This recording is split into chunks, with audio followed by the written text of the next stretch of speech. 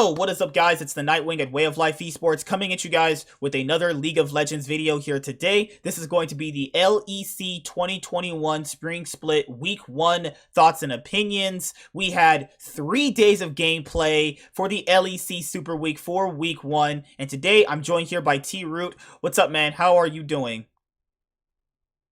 It's Wednesday, my dude. Yeah, I forgot. It's Wednesday, and people are like, you know what? I just want to chill. Yeah, today's usually just a chill day. You know, Wednesdays are usually just that kind of day. Wednesdays are like the chill day. Every other day of the week is usually just working. You know, I'm off, Tuesday and Wednesday, so I get the privilege of just chilling on these days and making YouTube videos. And then after that, I have to work, go to the gym, and pay bills. That's adult life for you guys. So I'm glad the LEC started. I do honestly think that the LEC moving forward into 2022 could benefit from a preseason tournament, because it does feel like a lot of the problems people are complaining about could potentially get fixed with a potential next year preseason tournament when you're building a bunch of these new rosters, because the LEC is known for basically cycling out talent like it's no tomorrow, which it wasn't really like that, back in the old like EULCS days, but now every team is focused on, finding the next Caps, finding the next Perks, finding the next Wonder, the next Mickey X. So, how did you feel about the LEC 2021 Spring Split Week 1? 3 days of gameplay. I mean, I feel like every opening week of any league, whether it's, LPL or LEC or, whatever, Mm-hmm. there's going to be some question marks. I definitely like the EU meta. I think it's the most interesting of the four major regions with some of the picks that are coming out. Really digging the Iron Top thing. I think that's hilarious. But overall, I mean, it's week 1. I'm not going to let my opinions or my expectations kind of fall out of the way yet. We'll see Yeah. how week 2 and week 3 goes, and then maybe I might start having concern. All right, guys. So as you guys know from watching, Mr. Root is a Fnatic fan. So let's get the elephant out of the room, the tiger out of the jungle, the shark out of the water. What do you think about Jesus. Fnatic? Because it was looking kind of rough out there. Like, if they had went 0-3, I was gonna be like, okay, there's some real obvious problems here, But Hmm. it is week 1. We have to kind of understand that. But overall, just from your perspective as a fan, what do you think was the big defining factor as to the reason why they were dropping games the way they were the first 2 days? I mean, I don't know if it's just the quality of their opponents were really good, or they were just, trying to fix synergy. Like, Mm-hmm. I know Bwipo and Hillisang are kind of doing their regular thing of being very coin flippy players. Mm-hmm. Um, but then they came out and beat a really hyped up Schalke team. So it's really hard to kind of gauge where everything's at. Mm-hmm. Personally, I don't pay attention to week 1 as a Fnatic fan because I don't think we've won I don't think you a did game on well. opening day in like we haven't won our first game of the year in like 3 years, so we're used to rough week 1s. So it's like I hope Niski kind of finds his footing, now that he's back in EU and up against Whoa. marginally better players than NA. Mm-hmm. And then I mean, give Upset time to be like he's actually on a good team now. I mean, and Hillisang is a very, very complex support to work with.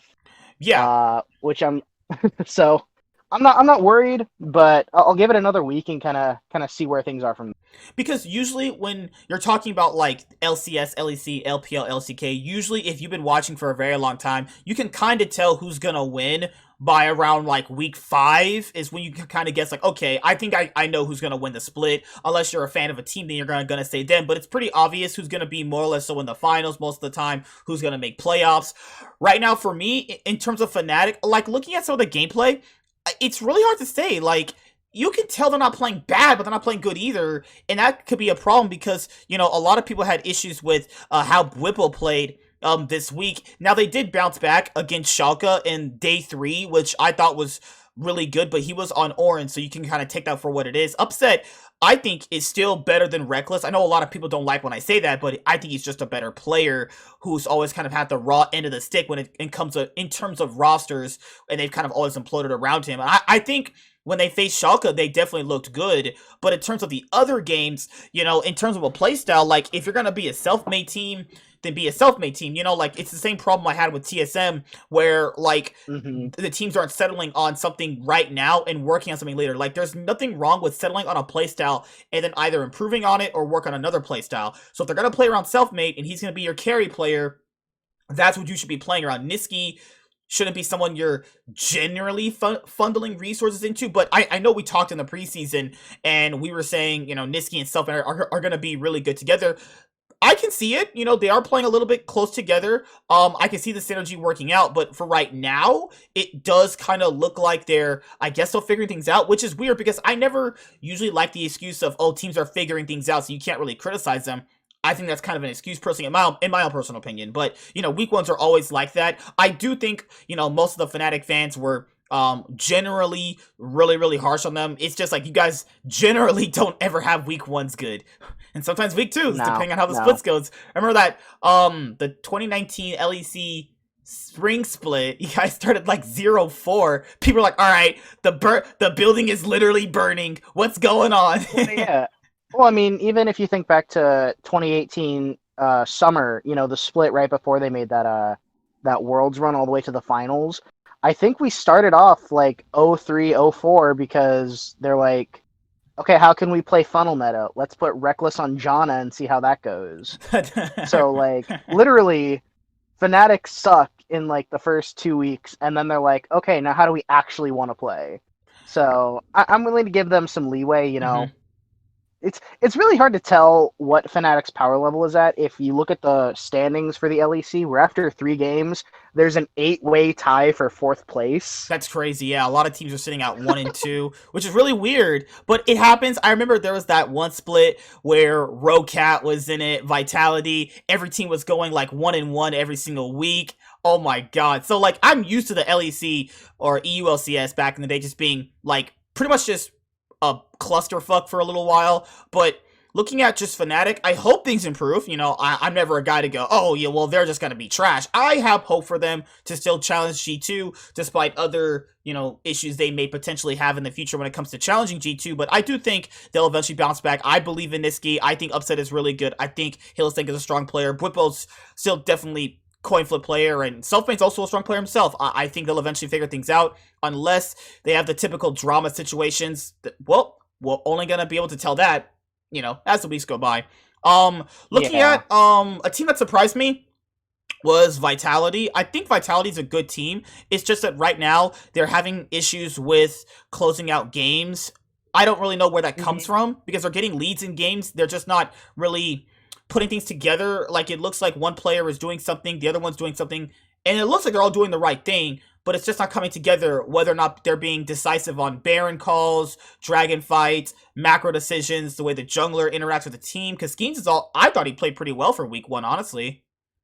Yeah, and Comp has also been doing really well. I think I was looking at some statistics, and he's the best, like, farming AD carry in the league, which, Yeah. I mean, at least he's consistent, but I think, again, it might come down to, a lot of these guys, I think everybody except Cgenda, this is their, like, second year as a pro.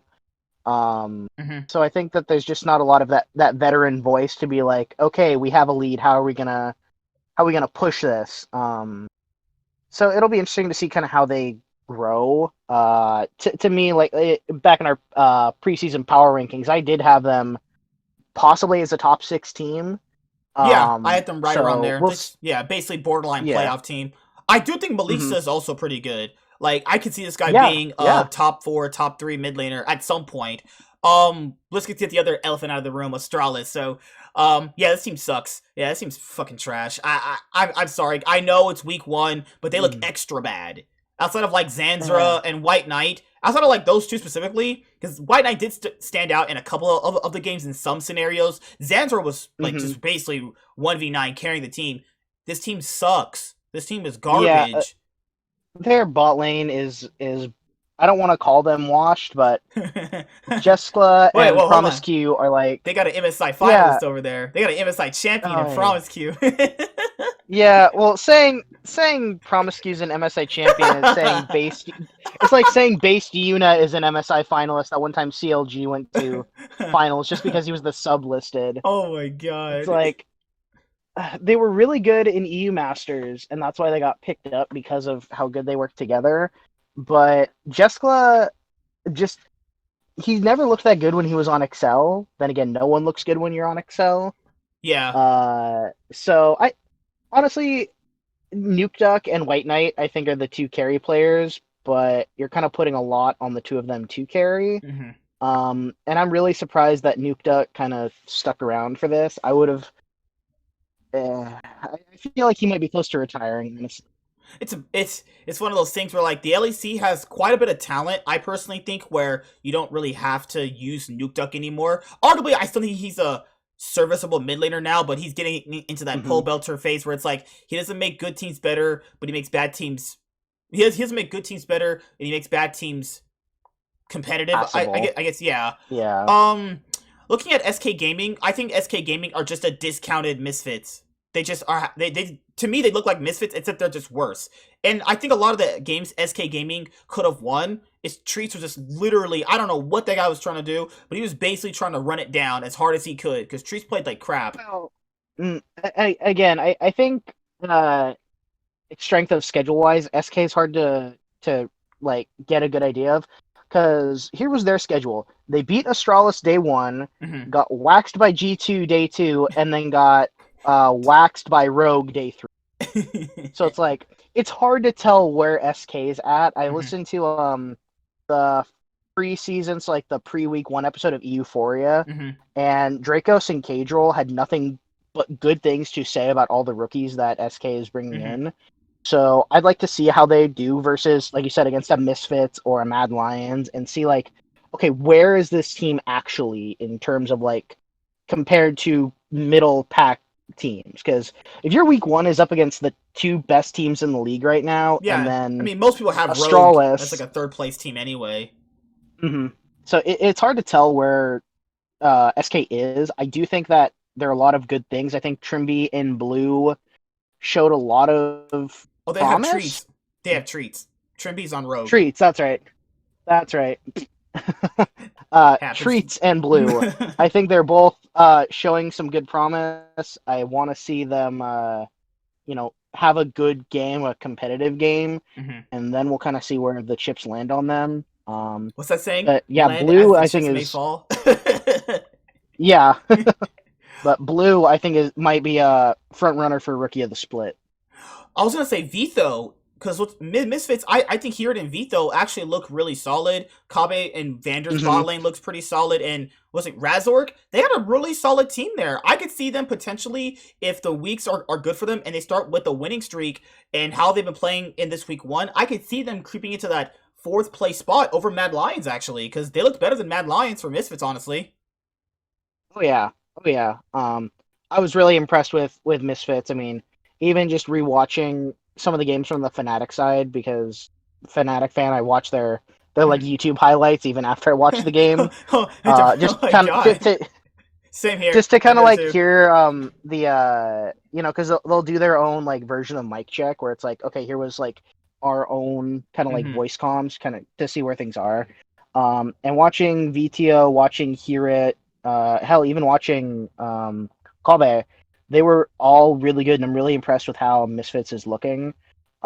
I am curious if they are going to bring in some of their subs because Misfits has said this is a 7-man roster, and that's why they have Agressivo and they still have Hmm. Denick from last year. If they'll even bring in those other guys, or if they're going to keep with this starting five, I feel like. This will just be the starting five, unless things start going to hell like they Well, yeah, have in the past. it's one of those if it's not broke, don't fix it kind of thing. Yeah, So like if Hear It isn't having communication issues because he is I think the only Korean player in the LEC right now. Um if he's not gonna have communication issues, then keep him in. Because yeah, he looks. God, that Renekton game was bad. It was scary. Yeah, he looks pretty good. Overall, people are gonna be like, why don't you guys talk about Excel? Guys, Excel suck. They never impressed me in anything. I do think Excel's bot lane is actually pretty good. Other than that, Say I they could literally just. did have a really good game against Schalke, That's and again, true. a lot of Yeah. people came in hyping up or putting Schalke top 5, top 4, and Hmm. depending on who you ask. So the fact that they took a game off of Schalke is good, but again, kind of like Misfits, their first week they played Rogue and G2, so it's like, what are you gonna say about that? Like anytime Excel builds a new roster, I just have to hold my breath and go, all right, when, like, how good are these people? Because remember last split, they were hyping up their rookies and their new top laner. I was like, okay, man, and then they just like fail to make playoffs. So like, I'm just being on. Like, I was just joking earlier. Like, they had some good moments during this week, but I'm not Hmm. hyping them up. Like, I'm not holding my breath. They're an organization or a roster that just needs to prove something. If you want to make playoffs, and that's your goal initially, which is good to have goals. Make playoffs first. I Hmm. do believe in Patrick and Torre. I do think they're pretty solid. Bot lane. I do Dan is Dan is interesting. really good. Just don't play Udyr. But Dan is another former Fnatic Academy player, so he's trained by the best. He Brought up actually by. worked really closely with Broxa when Broxa was with Fnatic, so um, I believe in Dan. I think he's got a lot of good potential. Just please stop playing Udyr. It's bad. Don't do it. Also, my as you said, Schalke. So Schalke, they're interesting. It's not like I think they're terrible. It's just like I think a lot of their decisions come down to mid game where they had that really Hmm. close game against Team Vitality, and it's like, okay, when you're taking 50-50 trades like this to obviously throw a nexus away for like inhibitors, Team Vitality just making obvious general macro mistakes, but I don't think Schalke are bad. But it's the same thing with Excel, and like a lot of these other teams, they're always really hyped up, in the preseason, and then they never Yeah. really come to fruition. Like one of them maybe might do well, and they might surprise, might pull off an upset. But I just want to hold my breath with Schalke, teams like Schalke, XL, SK, Astralis, Hmm. because a lot of the EU players, I think they're super cocky sometimes, which is cool. I like it, but they do tend to overhype Yeah. certain players because maybe they're cool with their friends and they don't want to say like, oh, this team's bad. Um, looking at who the elephant in the room. No, not G2 or Rogue yet. No, no, it's Mad Lions. Yeah, oof, they played pretty poorly this week, but they also had a Yeah. tough schedule too in Rogue and G2. And who was their other game? I think it was like So Mad Lions played G2, Astralis, and Misfits. yeah. See, you played Uh, with some really strong teams right there. they got their win off Astralis, but then lost to G2 and Misfits. So again, big Mad Lions fan after last year. I really love Humanoid and I love Karzi. I'm interested to see how Eloye and Armut kind of Hmm. fit in. I think Armut is getting a lot of flame because of the whole Arome thing, because he's kind of pulling kind of a Fudge. If I could compare him to Fudge for a second, where Hmm. he was hyped up as being, we're replacing him with this guy because we really think he's talented and blah blah blah, and isn't really meeting those expectations out of the gate. So, like initial fan vitriol is kind of coming with it, where it's like, are you sure this was really the smartest decision? Hmm. Ugh. Uh. Yeah, because I was like, wait a minute, okay, So this guy's gonna start popping off. He replaced yeah. Rome. Yeah, I really do think they should have just kept Shadow. I don't think he was like a problem. I just don't know why they didn't keep him. I really just think you needed a top lane replacement, just like Rogue. But they were like, okay, new top side, okay. And Yeah, it's I looking. think it was. I mean, and I wrote this on one of the YouTube videos I participated in because I forgot to make this point. I feel like one of the reasons they dropped Shadow is because even as a rookie, he had a very one-dimensional play style where it's like, It was Lee put him Sin on or Lee bust. Sin, he's a Yeah. god. Put him on like Sejuani or some other jungle tank, not exactly passable.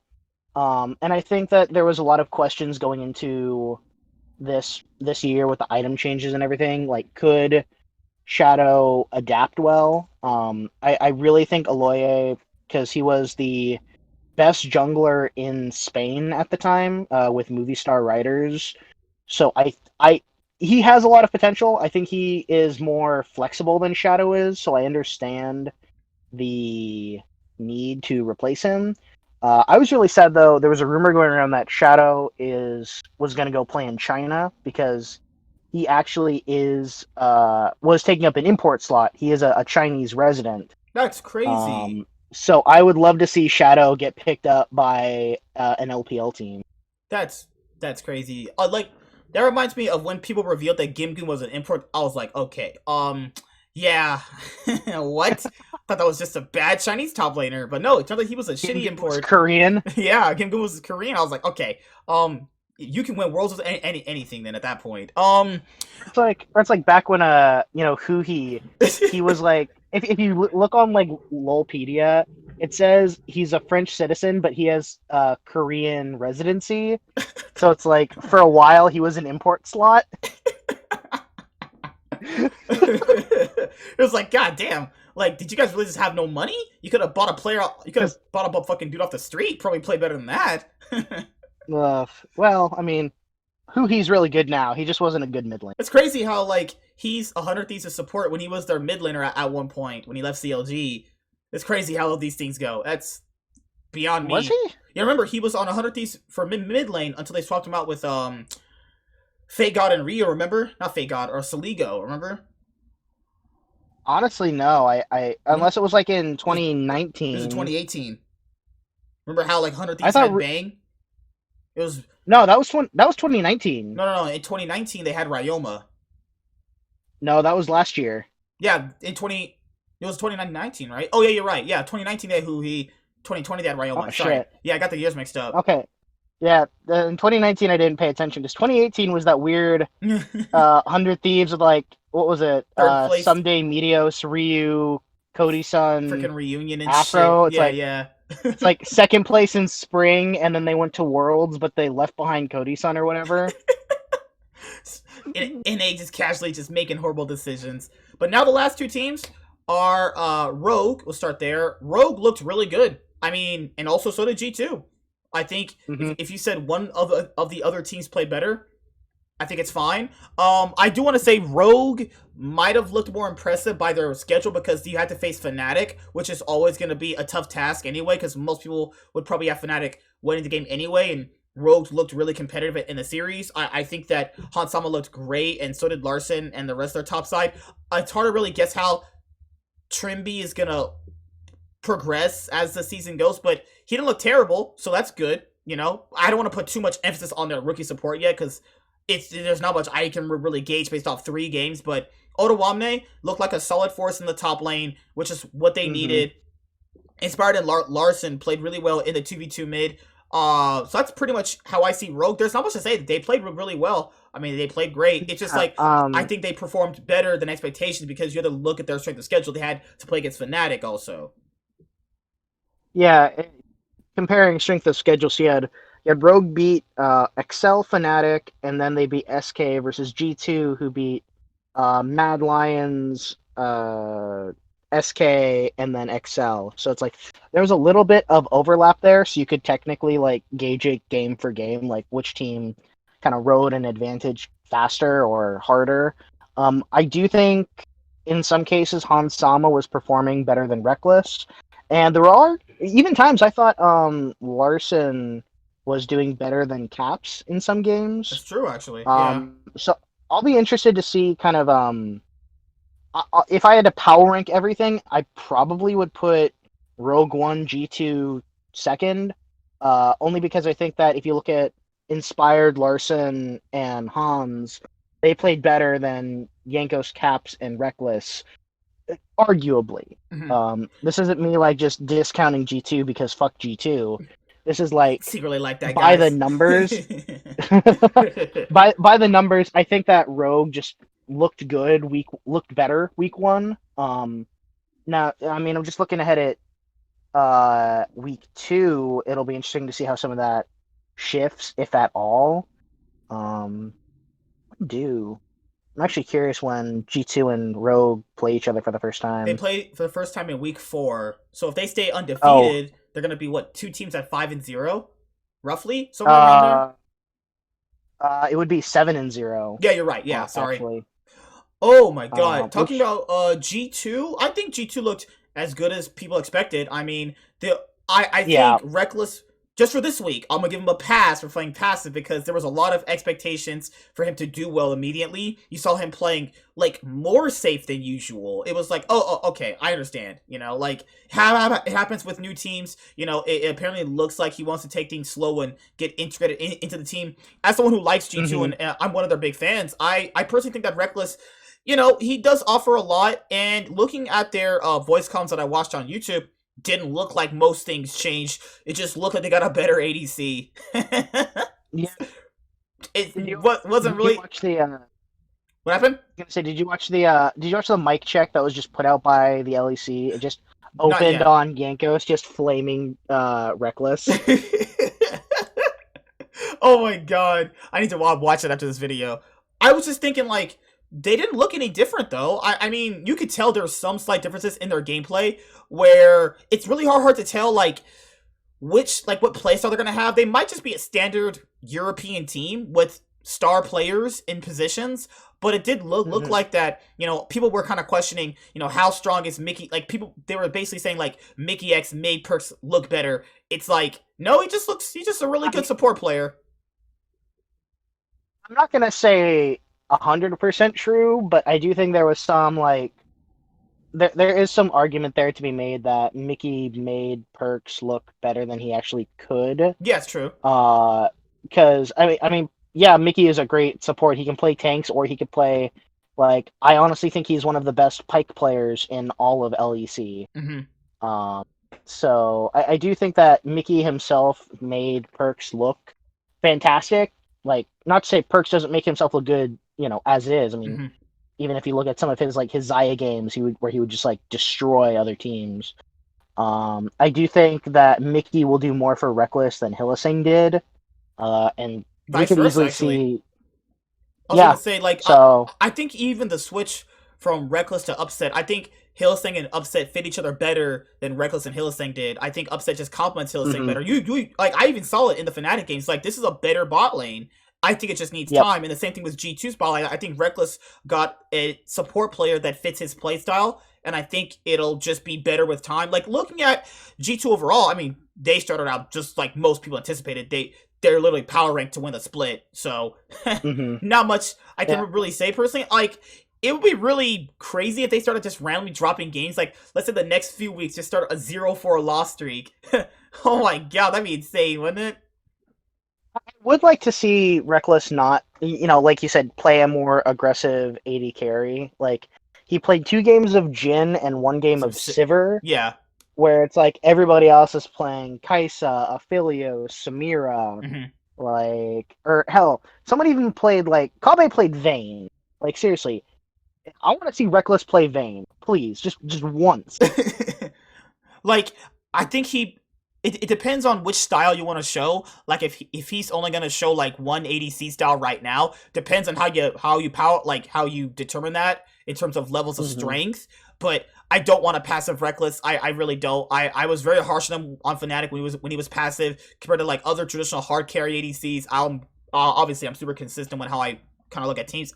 I'll be harsh on him too if he's super passive because that's gonna be a big problem internationally. But that's looking at internationally. It's really gonna, that's like months away from right now. But that's pretty much it. hmm LEC had their super week, and yeah, looking forward to week 2. I did like on the cast where what was his name? Deficio was there with Quick Shot for a little bit. It's always nice to see them together. I think their hmm the favorite moment by Deficio was when freaking, how was it? Their Deficio's favorite moment was when Quickshot smacked his ass. I'm like, that just sounds sus. Oh, yeah, it's like, uh, Oh my actually, god. I remember. it's hilarious. I remember. What happened?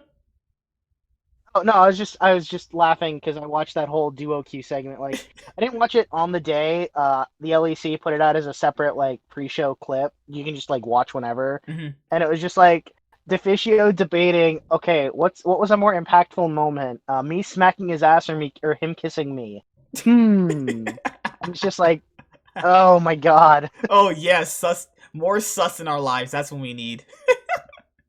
And But it's funny because Quickshot's married, man. Like you're you like, gotta no, feel like kind of awkward for his wife. no, you gotta feel better. You gotta feel way better, dude. They have to be around Laurel. God damn, she's so pretty. But hey, you never Mm. know. I gotta be around non-attractive women, is what I'll say.